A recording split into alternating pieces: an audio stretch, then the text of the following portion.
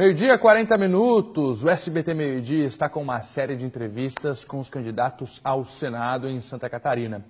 Por ordem de sorteio, hoje o nosso convidado é o candidato Lédio Rosa de Andrade, do PT. Cláudio Prisco já está com a gente novamente. Candidato, muito obrigado pela sua visita. E eu gostaria de começar questionando, Prisco, o seguinte.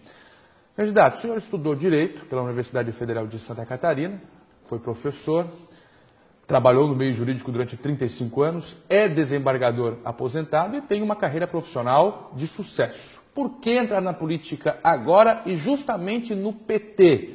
O partido talvez esteja aí mais sujo no momento atual da história da política brasileira. Boa tarde. Bom, boa tarde, uma satisfação estar aqui. Me permito primeiro me apresentar. O meu nome é Lédio Rosa, eu realmente fui magistrado por 35 anos e hoje sou candidato ao Senado pelo PT. Eu resolvi entrar na política partidária por indignação e por ver que o Brasil hoje está atravessando uma profunda crise e que as pessoas que sempre trabalharam com honestidade precisam participar desse processo. E em relação a escolher o PT, eu poderia perguntar, por que não o PT? Você disse que é um dos partidos mais sujos, isso não é verdade. A grande verdade, você pode agora procurar no Google... Nona posição nos partidos mais envolvidos com corrupção. Na nona, aí eu concordo, na nona. Na primeira posição está lá os grandes partidos, PMDB, PSD, PSDB, muito na frente. Então, na escala dos grandes partidos, o PT é o menos corrupto. Mas não foi isso só que me fez entrar no PT, foi uma questão ideológica. Eu sou uma pessoa, na minha vida como magistrado, sempre tive posturas de defesa do Estado Democrático de Direito, em defesa de políticas sociais, de justiça social. E não há dúvida nenhuma que, programaticamente, o partido que tem um programa que se adequa ao meu pensamento é o PT, porque eu sou um social-democrata. Eu acho que o Estado tem que estar presente na vida das pessoas, naquilo que diz respeito à promoção do bem-estar social. E, por isso, eu escolhi esse partido. Agora, aquela imagem, junto com Lula da Silva, até um pouquinho antes dele ser detido, que marcou a sua filiação, isso não acaba sendo prejudicial nessa caminhada, Lédio? Bom, quem vai decidir é o eleitor, Prisco. Eu acho que não, porque eu posso te dizer, nesses meus 35 anos como juiz e como desembargador, eu julguei muitos corruptos, condenei muito deles, sempre fui muito rígido com esse tipo de crime, e te digo com muita tranquilidade que o processo do Lula eu li, né, e não encontro ali, com toda sinceridade, base legal para você condenar. Ali há erros sob avaliação de prova, há nulidade sob o ponto de vista processual e há erros técnicos de dogmática penal, como, por exemplo, você condenar alguém por corrupção sem indicar categoricamente qual foi o ato praticado como corrupto. Isso é um erro. Se você faz isso numa prova de magistratura, você é reprovado, você não é aprovado no concurso. Agora, eu creio que isso já ficou, de certa forma, para trás, porque o que importa agora é o que nós podemos fazer para reconstruir esse país. Né? O Brasil está passando uma fase muito difícil de retrocesso de direitos,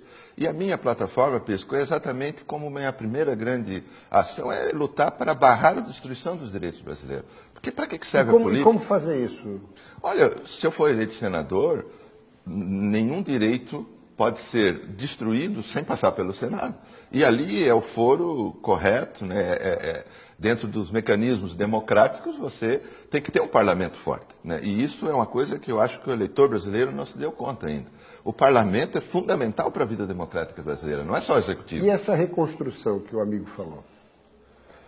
A reconstrução do país? Bom, eu acho que a reconstrução do país, ele também passa pelo parlamento, e você veja bem, primeiro você tem que barrar a destruição dos direitos. Isso para mim é fundamental. Você tem que fazer da política algo para garantir... É uma preliminar. A preliminar. Você tem que garantir dignidade de vida para as pessoas. E dignidade de vida tem que ser através de direitos garantidos. E depois você tem que reformar o Brasil. Por exemplo, e reforma não no sentido que dão, porque hoje o Brasil se fala em reforma para tirar direito. Eu não falo desse tipo de reforma. Reforma tributária é algo que está mais do que passado.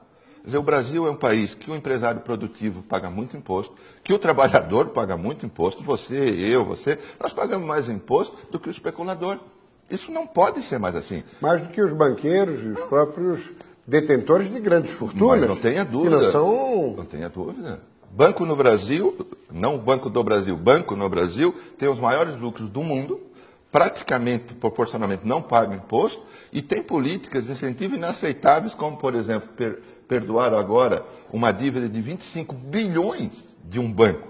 Agora, tu imagina com esses 25 bilhões, o que nós poderíamos fazer de bem-estar social? Agora, pega um pequeno empresário que não paga imposto, vê se ele não vai parar na cadeia. Isso está errado. Mas tem que como mudar. muda essa situação? Porque o PT também pregava isso antes de chegar ao poder, com Lula da Silva, depois com Dilma, e acabou, depois o partido, para muitos integrantes do próprio PT, como uma traição, por justamente fazer ao inverso quando chegaram no poder. Inclusive, está aí a prova que do PT nasceram diversos outros partidos. Agora, como o senhor pode fazer isso? Qual a proposta para mudar isso? O que eu posso te dizer, o que fizeram, eu não estava lá, então eu não sou responsável. Eu tenho 35 anos de vida pública, eu tenho orgulho de dizer que esses meus 25 anos como juiz de direito e 10 anos como desembargador, eu nunca me meti em falcatrua e tive uma vida muito honesta, sob o ponto de vista da administração pública. Eu quero transferir isso para lá e eu vou lutar com todas as forças que um senador pode ter, que não é pouca coisa, para que isso não ocorra. Eu acho que o grande erro é você fazer determinados acordos que não pode fazer quando negocia princípio. Eu já aprendi quando eu fui desembargador que você, quando trabalha em equipe, quando trabalha em colegiado, você tem que ceder um pouco. Mas você não pode ceder em princípios. Os princípios são fundamentais. Você pode ceder em alguma coisa secundária. Agora, qual é o meu princípio? É justiça social, honestidade, acima de tudo honestidade, e direcionar o dinheiro público para o bem da sociedade como um todo. Nesses primeiros movimentos como candidato, como é que está percebendo, sentindo a reação da população? Qual é a receptividade? Para a proposta e para a figura do candidato. Prisco, o que eu vejo, com toda sinceridade, é uma população brasileira muito triste, muito magoada, muito decepcionada com a política. E os índices, né, de abstenção mostram que a grande maioria do eleitorado não quer muito ver falar em política, o que é um erro, né? Porque se você critica a política e ao mesmo tempo se omite da participação política, você vai acabar ajudando exatamente aqueles que você critica. Então tem que participar. E eu vejo que a população, pouco a pouco, está vendo que já teve momentos na história do Brasil em que viveu melhor, em que poderia ter um pouco mais de consumo, que tinha acesso à escola, que tinha acesso a determinados bens que hoje não tem mais. E acho que, pouco a pouco, a população está entendendo que propostas novas são bem-vindas e que a política é o único e o melhor meio que nós temos nessa fase da nossa história para consolidar a democracia no Brasil. Tem pesquisas de opinião mostrando 50%, 60%, 70% do eleitorado ou indeciso ou propenso, essa parcela, a votar em branco ou nulo. Ou seja, então o desafio é buscar esse eleitorado para participar e para exercer o direito do voto, né? Sem dúvida, sem dúvida. É um erro grave se abster. Porque o que o eleitor talvez não tenha entendido é que nenhum político, seja ele bom ou mau, está lá sem voto. Todo político, para ser político, precisa de voto. Então, quem quer mudar a política, a primeira coisa que tem que fazer é mudar o voto. Né? Então, eu acho que o eleitor, hoje, com um computador, você tem condições de investigar a vida de qualquer pessoa. Eu digo, investiga a minha vida. Vá ali no Google, põe o meu nome, veja se eu tenho algum processo. Tem até hoje no celular lá um aplicativo que você vê a ficha das pessoas, dos políticos. Pode ali o nome, aparece a foto. Então façam isso, porque também é político honesto. É um erro. Nenhum país resiste. Não dá para generalizar por baixo. Não dá. Fala comum, né? Não dá. Isso é um erro que está acontecendo no Brasil. É você criminalizar a política como um todo. Tem político honesto, que merece ficar lá. Agora, os que não merecem, é o eleitor que vai ter a capacidade, o poder de mudar. E aqui é um ponto fundamental, porque a eleição é um dia só. Então, o eleitor, num dia, ele vai ter uma decisão que vai valer, no mínimo, por 4 anos para o governador para e 6 senador para o ou senador. Se ele erra no dia da eleição, a pessoa que vai para lá vai ficar 6 anos depois e não está para caçar o cara. Salvo se fizer algum crime, alguma coisa. Então, é importante votar. Realmente a história do senhor no mundo jurídico é realmente de receber homenagem, enfim, respeitada em Santa Catarina e no Brasil.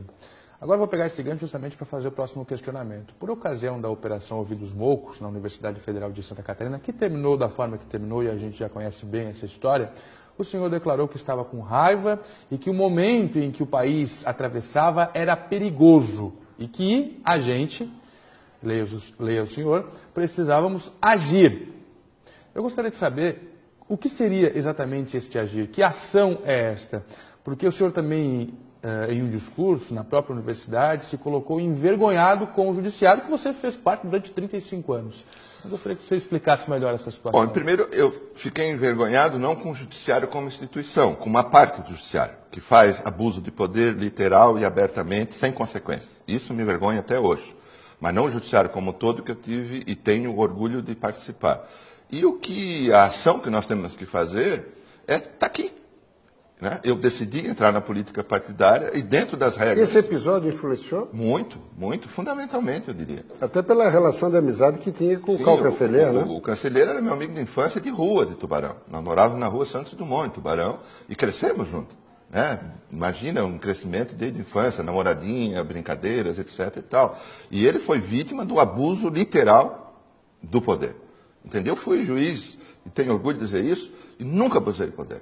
Eu sempre respeitei as pessoas. Quando eu tinha que condenar alguém, já condenei pessoas a mais de 30 anos de cadeia. Mas com respeito.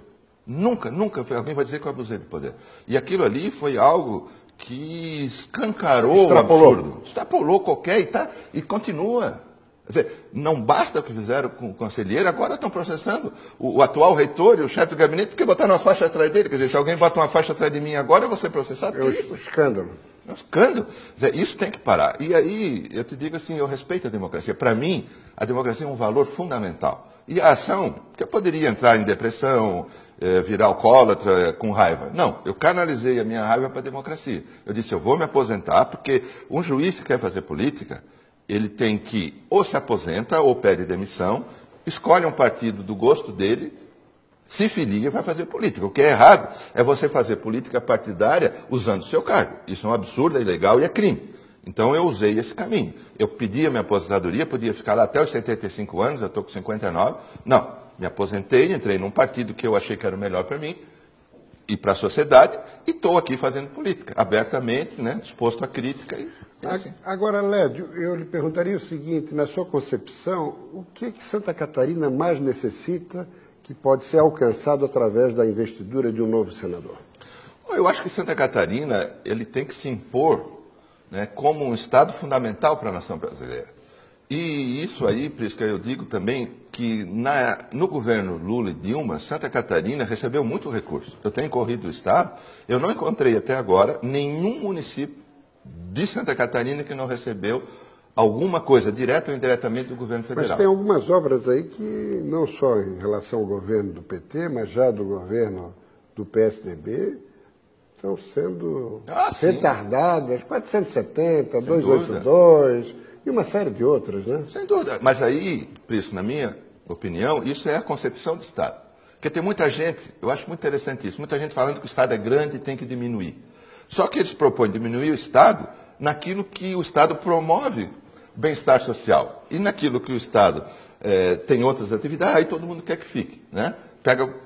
Muitas vezes os próprios bancos têm dificuldade, eles vão atrás do Estado para cobrir os rombos dele. Eu sou a favor de um Estado forte naquilo que diz respeito à promoção de bem-estar social. E, por exemplo, o Estado que eu penso não daria uma anistia de 25 bilhões para um banco e pegava esse dinheiro e ia aplicar nas rodovias que nós estamos precisando. Isso é o que eu vou defender lá. Porque a minha proposta é defender direitos e garantir a cidadania. Isso é o meu grande norte de campanha. Muito bem. Nós gostaríamos de agradecer a participação do Lédio e deixar esse momento final. Nós temos ainda 1 minutinho e 15 ali, dentro do tempo, então vamos explorar. Eu achei que tu ias perguntar. Eu lhe perguntaria mais uma questão no contexto presidencial, Lédio. A chegada de Fernando Haddad como candidato, mas na 1ª hora, em função dessa tentativa de viabilizar ainda Lula da Silva, isso não pode ser prejudicial a todos aqueles que concorrem pelo PT como amigo? Olha, o partido, em nível nacional, tomou uma decisão. Né? Registrou um candidato. Isso é o normal. Qualquer um pode se registrar e todos podem ser impugnados. Tanto que não é só o Lula que está sendo impugnado. Foi impugnado o Bolsonaro e foi impugnado também o Alckmin. A Justiça Eleitoral vai decidir quem pode e quem não pode. E naqueles em que a Justiça não deferir a candidatura, o substituto assume. Isso é normalidade e faz parte do jogo, né? Foi uma aposta do partido.